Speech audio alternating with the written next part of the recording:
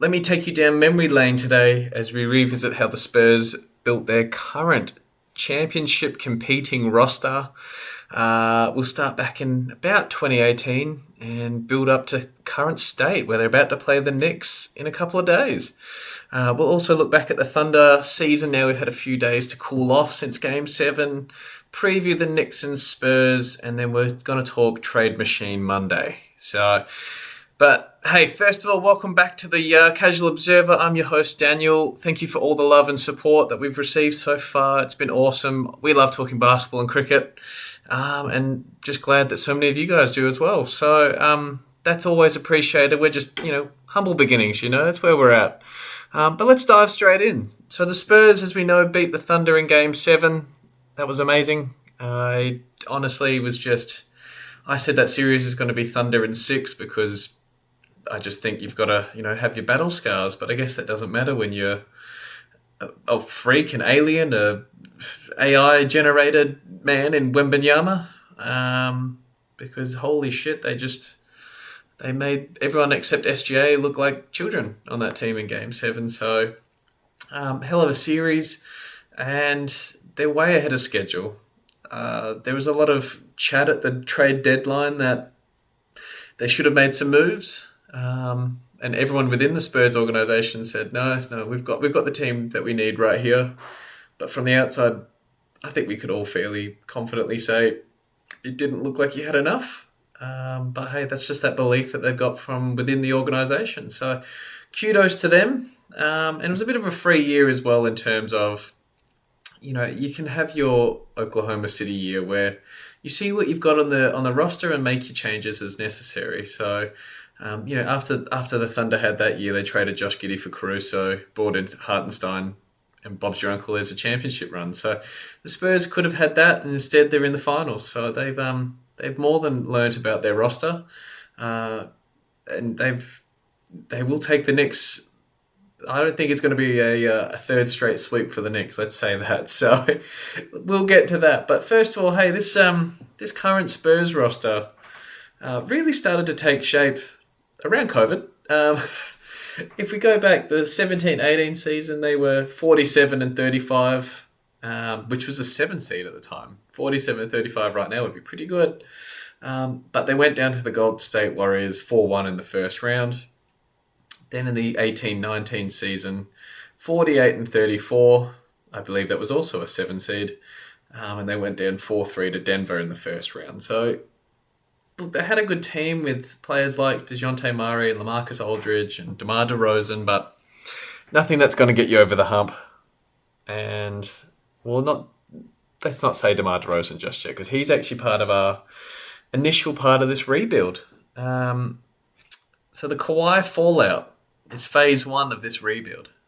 It's, Kawhi goes down against Golden State in the 27-18 year when Zaza Pachulia slid under him and rolled his ankle, and then he had quad issues, ankle issues, knee issues, and he and his representation didn't love how the Spurs training staff handled that situation. So he sat out and asked for a trade, and the Spurs weren't ready to go into a rebuild. I think they'd had something like 20 seasons of playoff, appearances in a row, and Greg Popovich wasn't ready to let that go just yet. So they find a trade with Toronto, and the Spurs trade Kawhi Leonard and Danny Green for DeMar DeRozan, Jacob Poeltl, who's just, Jesus, that didn't age well, and a 2019 first-round pick.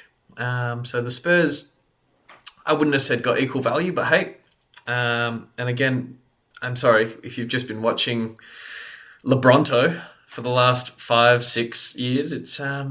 It was hard to see why they wanted DeMar DeRozan so badly. I think with anyone that wasn't biased, yeah, he's a great dude, great veteran leader. I don't think he's proven it so far. He's not a winning player, and it's nothing to do with him. It's just, it is. The mid-range game is not going to win you a championship anymore. That's my opinion, of course. I understand taking a flyer on a first-round pick in Jacob Poeltl, but you're giving away Kawhi Leonard. And as it turned out, Toronto wins the championship that year. So, that was the kind of pivot rather than rebuild, but still, that is part of phase one, is the fact that they had Kawhi, the bridge to the next year for the Spurs. The two sides fell out, and they had to pivot. They didn't want to rebuild at that stage, and therefore they remained respectable, but their championship window was definitely closed. So therefore, the decline starts, and they slowly over the next few years drop out of contention. The years later, they're in the 11th seed, the 10th seed, and therefore they don't have the greatest picks in the draft. They don't have playoff experience in there, and that's just where things start to be like, all right, we are headed to a rebuild. And so the first key moves of that rebuild are the foundation pieces. So LaMarcus Aldridge is bought out. I believe he's going to Brooklyn, but I'll have to double check that. And DeMar DeRozan is signed and traded to the Bulls. And then that was just, they got a few little pieces back in that, but nothing crazy. It was more cap flexibility and the ability to take on gross contracts in the future. And that's when they finally accepted, hey, this is the old era. The ways of just continually competing, it's done. We don't have the talent on the roster. So they draft Keldon Johnson. They draft Devin Vassell. 2019 for Johnson, 2020 for Vassell. And as we know now, they are key pieces in this championship run. And they are the oldest players, or not the oldest, they are the most tenured players on the roster. 7 and 6 years respectively. So I believe Keldon Johnson was back into the draft about pick 29, and Devin Vassell was, I believe, pick 11. So you could see in those years that they had the older players on the roster, and it did not lead to winning. So phase 3, asset accumulation time from 2021 to 2023. So they trade Derek White to Boston. Brad Stevens looks like a fucking genius for this one. The Spurs received Josh Richardson, who, if as a Miami fan, he was elite in Miami. Got off him at the right time. Romeo Langford, never liked him. As a player, sure he's a great bloke. 2022 first and a future pick swap. I believe that pick swap was 2027, so they still haven't paid that one out. But and I remember when Brad Stevens was asked about that, he's like, I don't know why we included that. Again, geez, you'd pay that price again now. It wasn't a huge trade at the time, but it was just enough draft capital. Didn't have to pay White. I think he took on the high 20s, low 30s per year extension, so they didn't have to do that. And that flexibility, you could give Romeo Langford and Josh Richardson a crack at it, but they didn't turn it into anything. And you just get a few more assets. They traded Dejounte Murray to Atlanta. So they the Spurs lost Dejounte Murray and Jock Landale. They sold high on Dejounte. He also got a little bit spacey with the organisation and Greg Popovich. That's since been resolved, but they managed to sell real high on him at the time. So the Spurs got Danilo Gallinari, the Italian boy, who's had a great career. He was also part of the SGA package back to OKC from the Clippers. And we all know how that package aged. So this is another one that's aging quite well. They got a 2023 first, 2025 first, 2027 first, and a 2026 first swap. So, Atlanta's still paying that one off, and they've already moved off of Dejounte. So, great value there. Therefore, their asset cabinet was getting bigger and bigger. The fans hated it, but after 25 years of being competitive, I think any fan base would hate that. The Spurs chose the assets over immediate competitiveness, and it was a whole mindset change. Again, when you look now, you can see that if you're going to get a freak like Wemby in a draft, this was the time to do it. Even if you missed out on Wemby, there were still players like Brandon Miller. Look, Scoot Henderson, at the time was considered very highly. And there's a few other players in that draft that as well could be huge. So they weren't going to lose, but Wemby was definitely the diamond. The Spurs traded Jakob Poeltl. What did I call him? Jacob. Jakob Poeltl to Toronto. So swap that one back. And the Spurs received another first-round pick in 2024 in a few seconds. And they kind of converted this. He wasn't a vet, but on this team he was a bit of a vet, and they converted him into more assets. Again, we'll get into Masai Ujiri. I do not understand that guy. He got lucky on the Kawhi trade.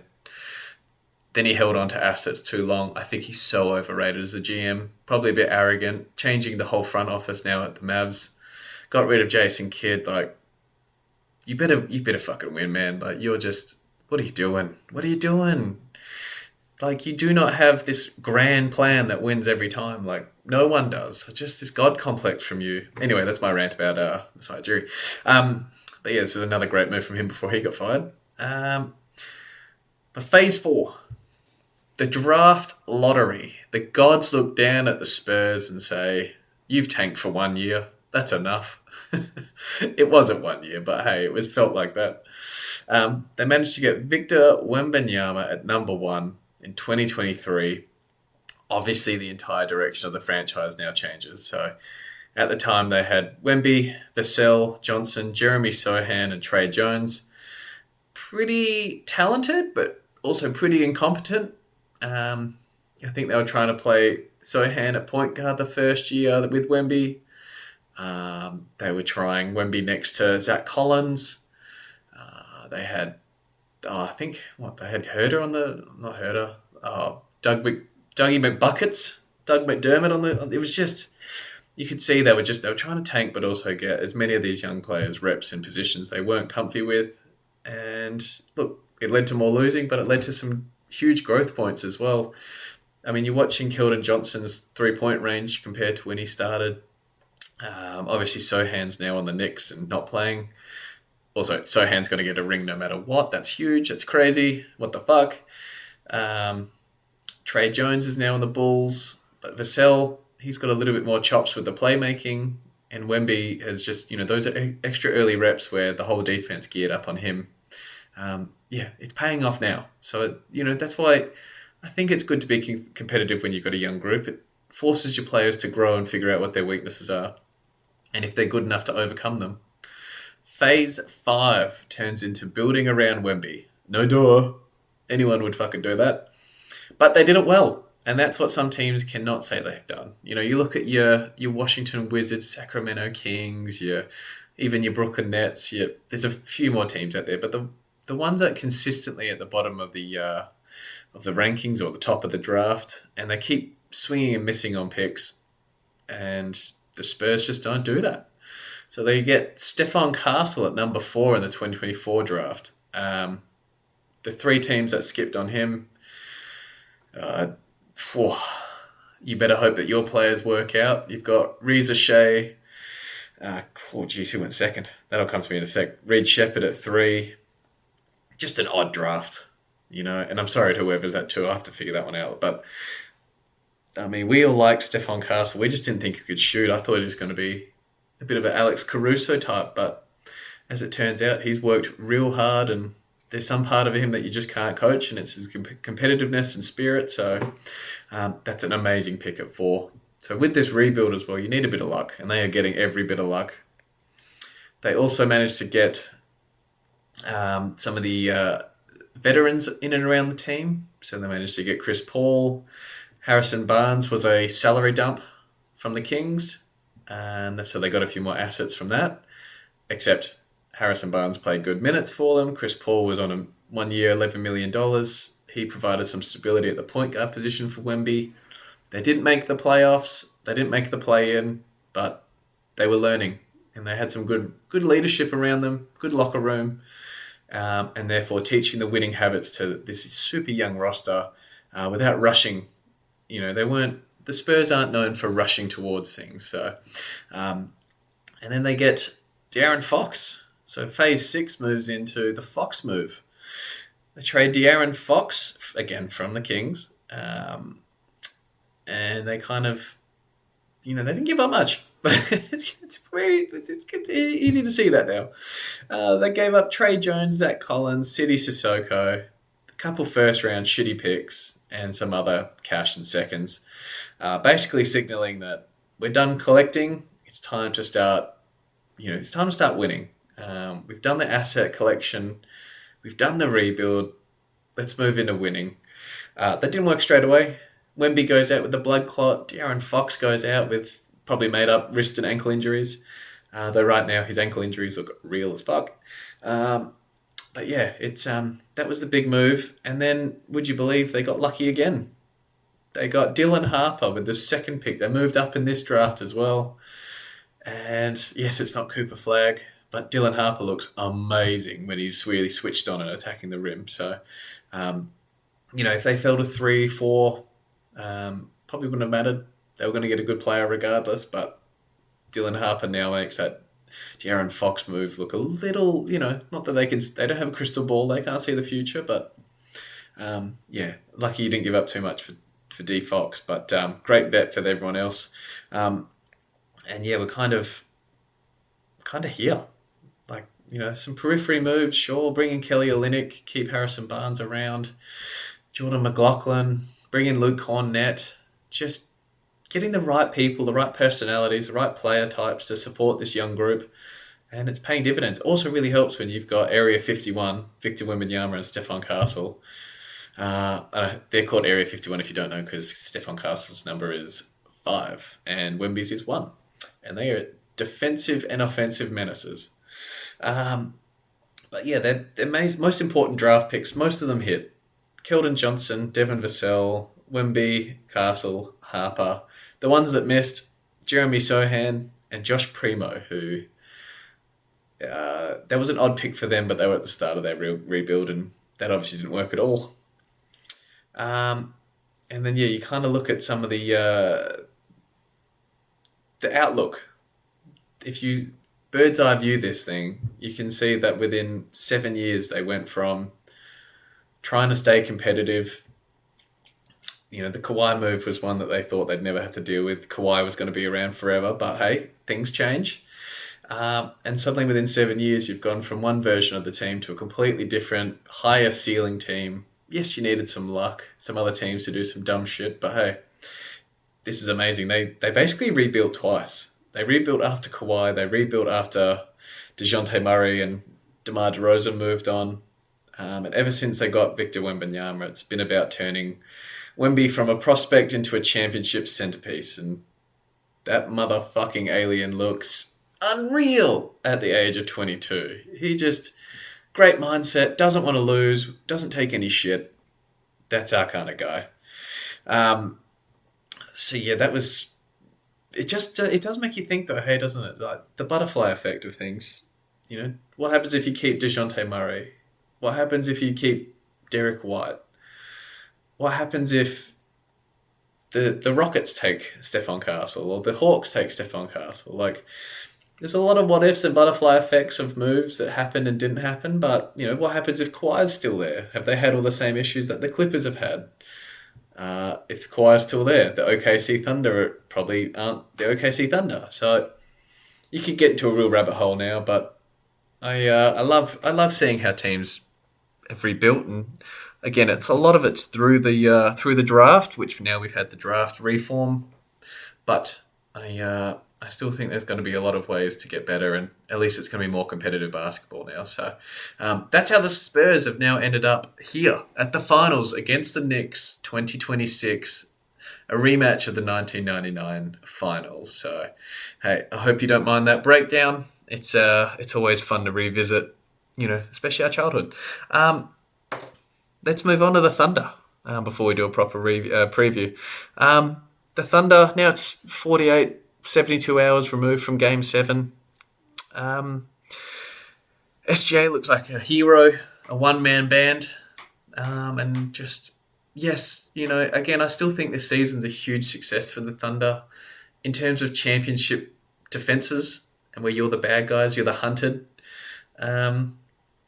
They started the season off so well. Like they were on pace for 75, 76 wins at the start of the year, but the injuries really broke them down, as it would to any team.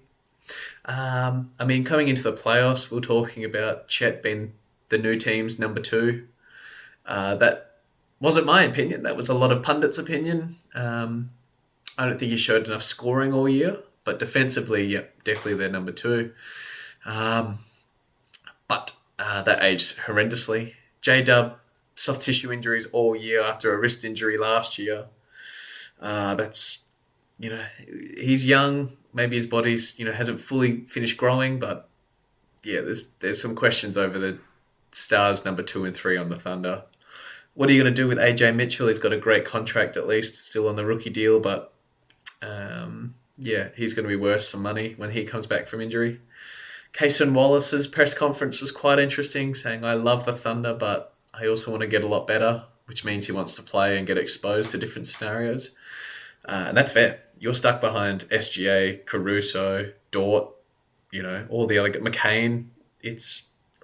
Again, that's why I said last podcast, if I'm the Heat, I'm spending my assets on Jay Will and Cason Wallace and not Giannis. But hey, I'm slightly biased, of course. But yeah, I think it's the season as a whole. We're not going to have a back-to-back champion for 9 years now. No, none of them have made it back to the finals. This is probably the best the team has done. Game 7 of the conference finals. J-Dub's injured. AJ Mitchell's injured. I mean, to get to Game 7 and get within 8 points in Game 7 is an amazing effort. So I think people are going to jump on this and be like, oh, but they didn't win it. Well, shit, man. One team wins it every year. So if you come third, okay, you've done pretty well. You had a good season. Shit just didn't go your way. Luck didn't go your way. Injuries didn't go your way. You could talk your way out of this, I reckon. So I think they've got 3 options. OKC can be patient. They can have all the confidence in the world that J-Dub's going to come back healthy. Chet's going to get in the weight room, get in the office this offseason and really get to work on his game. And we can also get to AJ Mitchell as the secondary playmaker. So I think you can quite easily see the future for the Thunder, and you could just stay put and say, it wasn't our year, we came close, we'll try again next year with a bit more health. Another year of development for our young guys. None of them are old, so that's the safe option.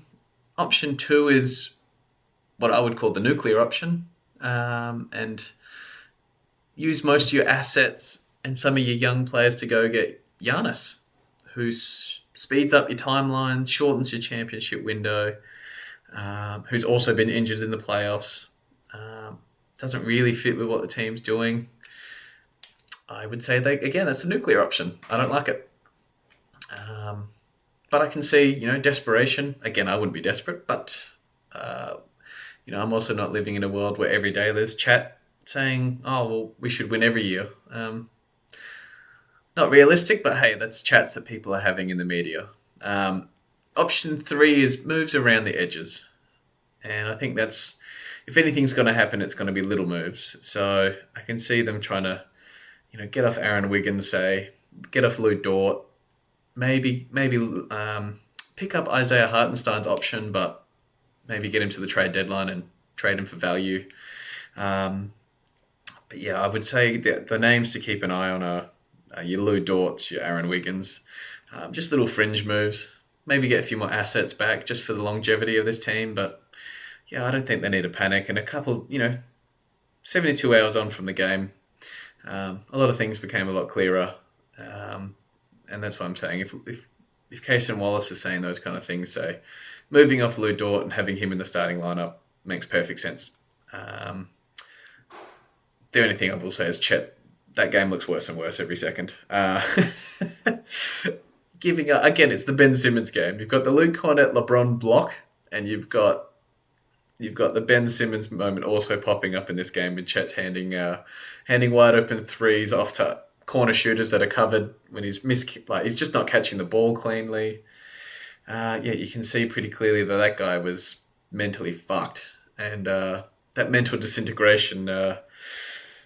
Wemby's got a lot to do with that. So Chet's the only one I'd look out for on this roster. Already rumours swirling about Chet for Mobley trades. I don't hate it. It's a fresh start for both players, but I'm not sure the Thunder. If in a scenario where it's Mobley for Chet, I'm not sure who's saying no. I think if I'm the Thunder, I'm saying no. And the Cavs, I'm saying no after that. So, it's a lose-lose in that one, but hey, that's for another day. Quick Knicks Spurs preview. They played 3 times this year. One was the NBA Cup. The Knicks beat the Spurs in the Cup.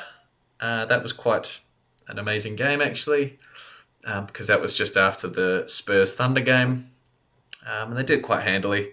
But also we have the games where in 1st of January, the Spurs beat the Knicks 134-132. Amazing game. I hope we get 7 of those games in this series. And then 114-89, 2nd of March. So Wemby did play in all those games. Didn't have his highest impact. And the Knicks took that series out 2-1. So I'd say the teams are quite different since then, but the most recent game was that 114-89 Knicks win in March. So that's after the trade deadline. That's when Alvarado is on the team. Sohan's on the team. Not that they were playing much. And so, yeah, if you're going anything off that 25-point drubbing is saying that the Knicks have are the favourites in this series. My personal guess for the series is going to be Knicks in 6. I think the Spurs have done an amazing job, but the emotional come down from a Game 7, beating the Thunder. The Knicks are rolling. They're well rested. Just because you've got age on your side in terms of the Spurs doesn't mean anything in the finals. So something just feels like New York's year. Doesn't feel like it's going to be Area 51 year just yet. So matchup wise, where is Cat going to be on the floor? Because he's either going to be guarding Wemby, good luck, or on the perimeter guarding, say, Champagny or Vassell, and that's going to be quite interesting. So there won't be much rim protection for the New York Knicks. Mitch Robinson's got a broken pinky, no timetable to return. If that's the case and you're relying on Cat and Huck Porty, good luck. Good luck is what I'm saying. If Wemby's shooting 7 threes a game, you'll live with that. You want Wemby shooting 2 to 3 and mostly by the rim. The keys to the series are definitely going to be keeping the Knicks out of rhythm. So, again, if you can do that via foul trouble, getting all their bigs, say Cat and Anunoby, who might be guarding Wemby in foul trouble early, what happens to their offense? Does it become Brunson-centric again? Do the Knicks just become a one-man isolation crew? Because you can see that works for periods against teams such as the Cavs. 8 straight minutes of Brunson works, but 48, not so sure. I think the other factors in this game or in this series are how hot do the Spurs stay from 3? We said all along that the big one was going to be, for the Spurs at least, was paint touches, turnovers and threes, and they were pretty scorching in Game 6 and 7. The Game 7 was 17 of 40 from downtown, so nearly, it's like 43% or whatever. You're going to win most games when you're shooting that well. So do they say scorching? Obviously, the Knicks have been scorching as well. Josh Hart's hitting everything, and Anunoby and Bridges are hitting everything. So, yeah, which team blinks first in terms of their three-point shooting? Does the moment become too big for some players? Does it just impact their game, basically? So defensively, both teams, when they get stopped, look to run. You've got Fox, Castle, and Harper on one side, and you've got Brunson, Bridges, and Anunoby on the other side, and Hart that leak out. So whose transition defense is going to be best in this series is a major draw card. Because, the Knicks outran the Cavs quite comfortably. They're more rested, so it's going to be quite interesting. I think Game 1 might definitely go to... I say might definitely. I reckon it's a high chance that the Spurs get the Game 1 just because they've come out of a tough series. They're fit and firing. They've only had a 4-day layoff. The Knicks have had another 9 days off, so they might be a bit rusty, and I don't think that's a time to panic, though. I think Game 1, the longer the series goes, the better it looks for the Knicks. So, other factors in this series is just who the fuck guards Wemby. Again, if you're using Anunoby, there's still a height difference there. Anunoby's built like a NFL quarterback, not a quarterback, lineback, but he's still giving up 7 inches. So that's plus his wingspan is just bigger again. So Wemby's got a huge advantage, and Cat just does 3 dumb fouls every game. God, what I'm talking about, 3 a year you'd live with, 3 a game. So if they can get Cat out, there's not much defense left there. If they use Hart Hart's giving up basically a foot. Again, it's going to be a tough matchup for him. And Brunson. How does Brunson go against the Spurs guards? They're going to have Castle, Harper, Vassell. They're going to have a lot of guards to throw at him. They'll probably even put Carter Bryant on him for 6 minutes a game. It would be very interesting to see, does Brunson get clean shots off? Does he play make? Or does he just get completely locked out and he's going 4 for 20 on a given night? So that'd be very interesting. But I think the Knicks, it's just, the vibe in the city, the way their passing is going. If there's a pass to be made, they're making it. There's no hesitation. Their mindset is just, you can tell their mindset's just to kill. They've won 11 straight. There's no let up. Just feels like their year, It's same as when the Mavs won that year in 2011 and broke the Heat, at least for that offseason. They had that Cinderella story feel to them. They beat the Thunder, they beat the Blazers. I'm pretty sure they beat the Spurs. They beat everyone. And that was just an amazing year, and it feels like the Knicks kind of year again. But look, if you have to pick something, that's who I'm picking. So that series starts in about 36 hours. Thursday morning for us, Wednesday night for the Americans. Couldn't be more keen. Let us move to Trade Machine Monday after this break. All right, we're back with 3 pretty random rogue trades. They will be up on the Instagram and TikTok feed. Give us your opinions. I can see already this might cause a stir with some fan bases. I try and make these trades as fair as I can, and obviously on face value they may not look great, but there's more to it than just face value. So bear with me. We've got first rogue trade for Monday. The Nets acquired Joel Embiid, the 2026 first round pick, which is number 22, 2029 first round pick from Philly, and a Portland 2030 second. And the Sixers acquire Nick Claxton, Terrence Mann, and Noah Clowney. And that's the trade. Pretty rogue. Reasons for doing it. The Nets get the potential of a huge star back in their town. Since Kyrie and KD, and James Harden, can't quite throw Ben Simmons in there, but after those 3 left, there's not really been much to root for in Brooklyn. They don't have their own picks.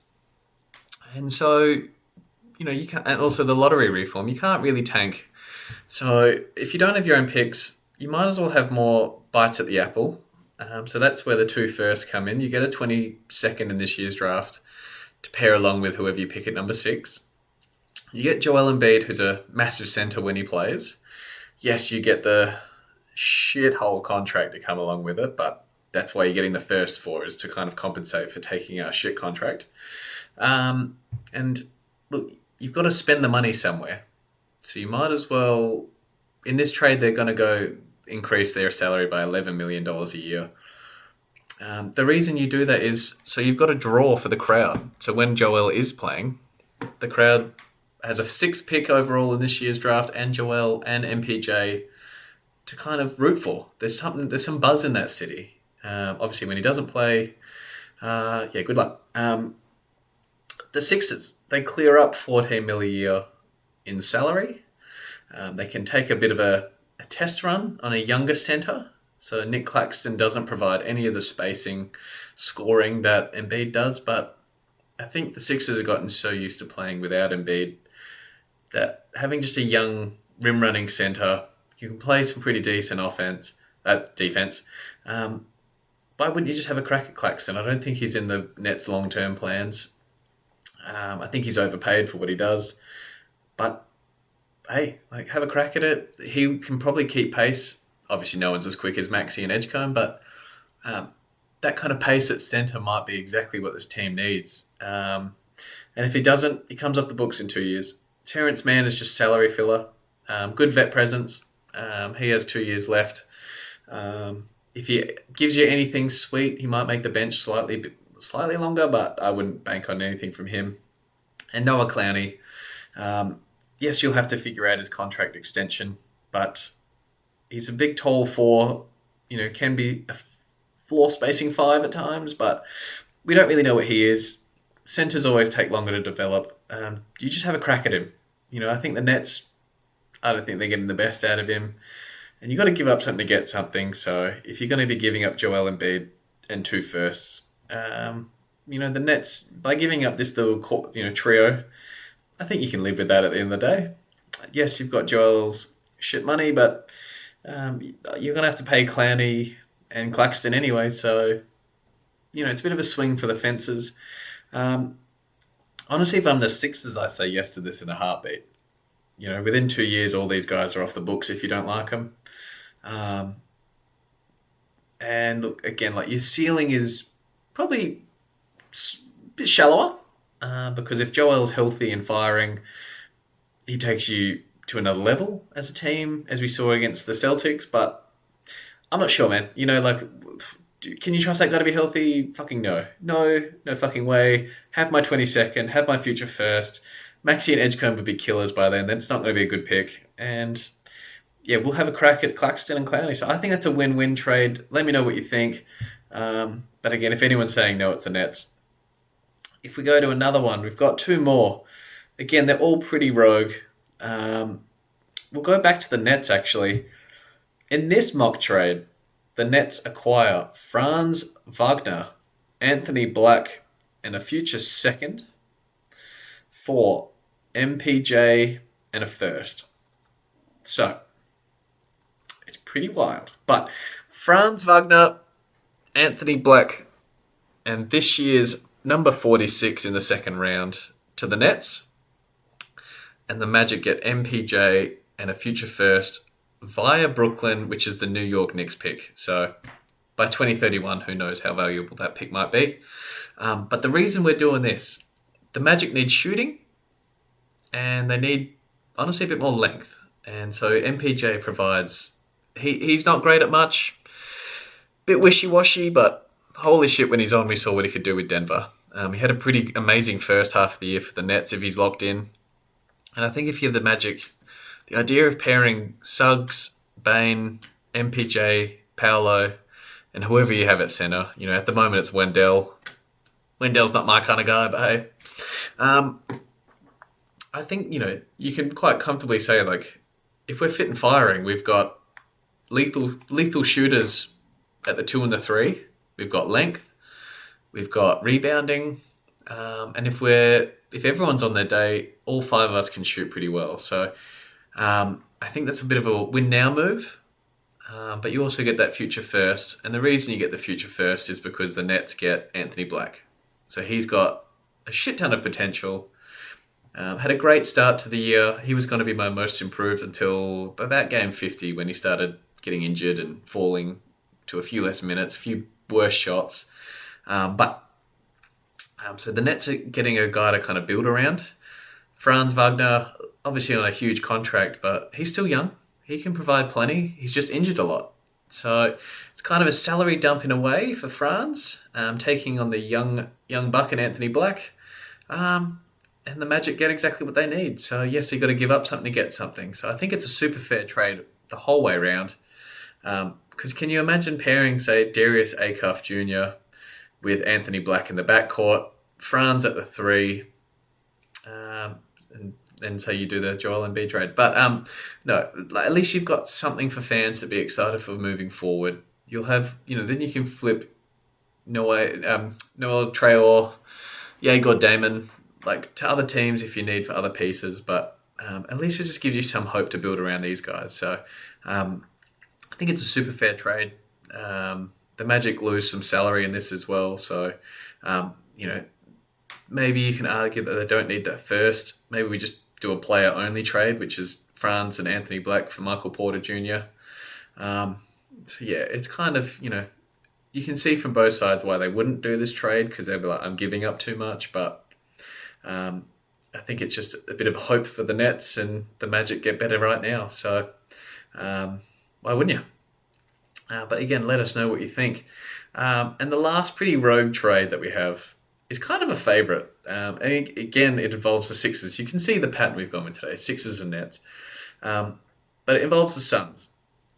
So the Suns get Paul George, 22 in this year's draft, and the 2029 from the Clippers in this draft. from the Sixers. And they give the Sixers Dillon Brooks, Grayson Allen, and Royce O'Neal. And that's the trade. So why this works, Dillon Brooks had an amazing year for the Suns. He adds obviously a shit ton of toughness and can be quite a great third option, as long as you can get him to buy into being the third or fourth option. Grayson Allen, shooting, bit of a contract on him, but shooting. And then Royce O'Neal, just a good vet leader and more shooting. So I kind of give you covering positions 2, 3, and 4 there for the Sixers. Yes, you're giving up some draft capital, but you're getting a little bit deeper as a team. So if you're giving up Paul George, who missed anyway 25 games plus with the drug suspension, you're kind of used to playing without him, as we said. Same argument for Joel Embiid. I think this is one that you just get a little bit deeper, and you kind of need it. As we saw, like as soon as they were playing at the Knicks, they just didn't have enough. So at least this way, a bit of toughness with Dillon Brooks is, he's the big piece in this. For the Suns, look, you're taking on a huge contract in Paul George. Paul looked pretty good in the playoffs, mind you. So you're adding him next to Booker, Jalen Green. Look, I know it's not the long-term move, but there's only 2 years left on that, again, ginormous shithole contract, but I think it works pretty well. They get the 22nd pick in this year, so they just get younger again, and you might find a diamond in the rough at 22. And you get a future first that's protected from 1 to 3. So, again, like you're adding a few more assets to the cupboard for taking on that contract. I don't think you take an immediate step back. I know how important Dillon Brooks was, but if Paul George is going to play, it opens up a few more minutes for players like,